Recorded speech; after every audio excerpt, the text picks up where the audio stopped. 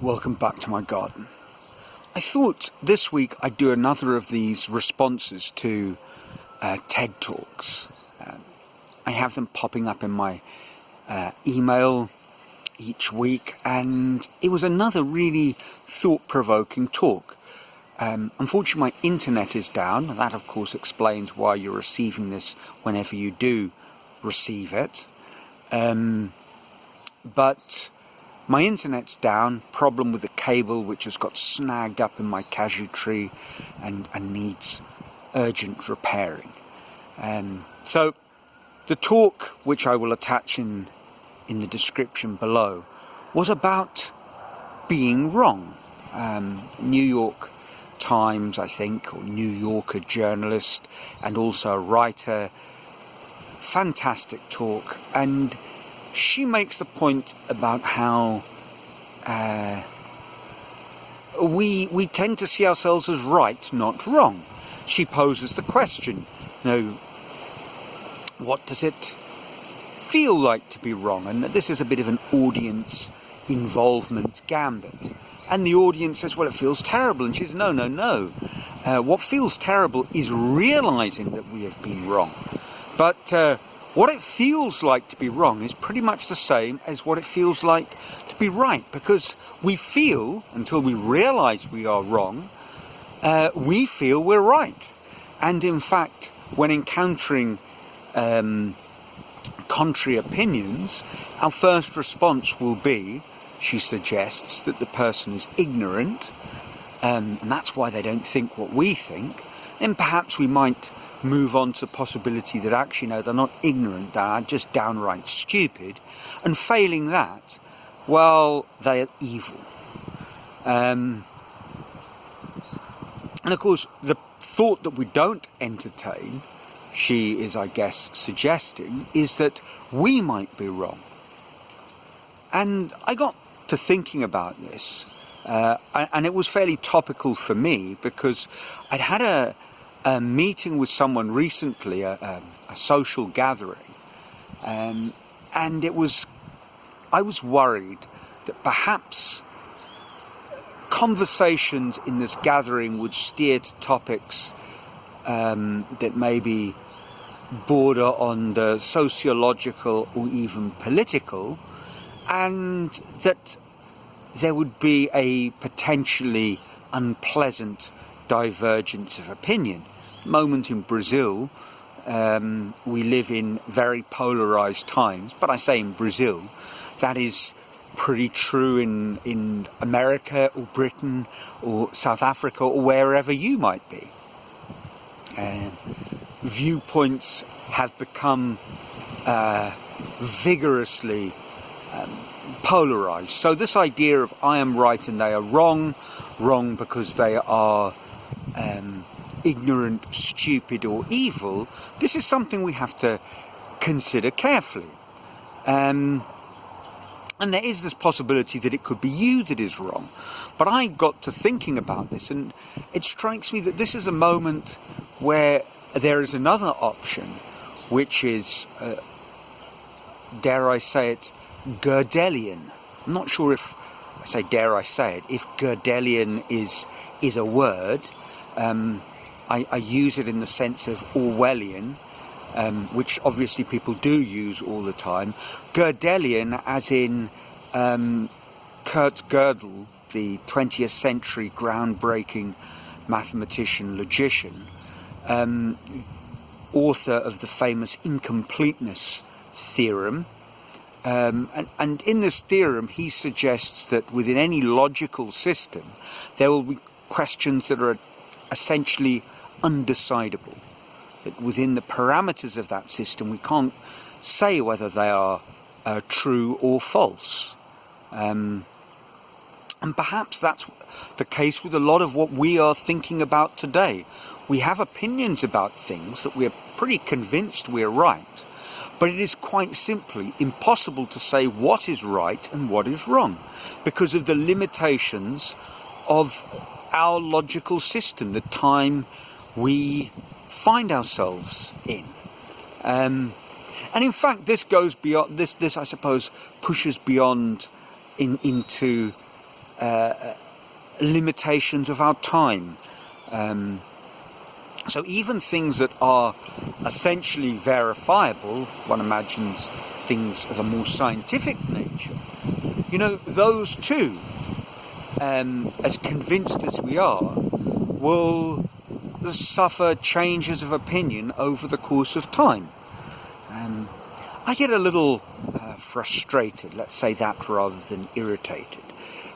People, and I've said this actually, we suggest that our scientific opinions are all essentially wrong.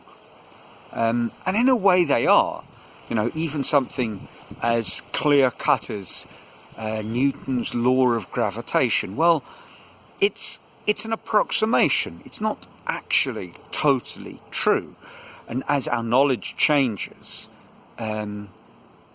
we start seeing the limitations of our theory. And then we come along with new ideas, general relativity, which kind of pushes the boundaries somewhat. But this is wrong in a different sort of sense of wrongness. A lot of what we are thinking about, and we might say, well, that's not totally true. Science doesn't have all the answers. No, it doesn't. The answers that science comes up with might have their limitations. Yes, they do. But they are limitations out there in a distant cutting edge. And in our everyday living, science provides us with very correct views, and demonstrably correct and verifiable views of what's going on. So when I've had arguments with friends, or difficult moments, and the arguments come about because the person turns out to be a flat earther, the earth isn't round or spherical. No, we've got a slightly more complex view of its shape, but it is not, in any sense of correctness, a flat disc. No, it's not. You're wrong. And kind of that brings me on to a point which I was thinking, well, we don't want to say, and it's very unfashionable to point fingers and say, you are actually totally wrong about this. It's not polite, and there's all sorts of ways in which we will view, in our postmodern view of possibilities, that, well, there are multiple, a smorgasbord of ways of looking at a particular situation, and they are relative to culture and so forth, and so many other things, different world views. But yeah, it's tricky, because these are not equally valid. That's not to denigrate different cultural viewpoints or different ways of knowing. And if one thinks of science, and I'd mentioned Newton and Einstein, if we think of cosmology, our knowledge of the stars, our ability to navigate by the stars, the precision of our GPS systems, this is all fantastic. It doesn't invalidate more primitive systems. Polynesians navigating by a very, very dense, richly interwoven set of experiences. They'd be able to navigate their canoes across the or their simple balsa wood rafts across enormous distances of ocean, and they were using very and I don't want to say primitive, very experiential, that is the word, systems of navigating that they probably would have had great difficulty to explain. But they were very sophisticated systems, taking into account a richness of data, currents, observations,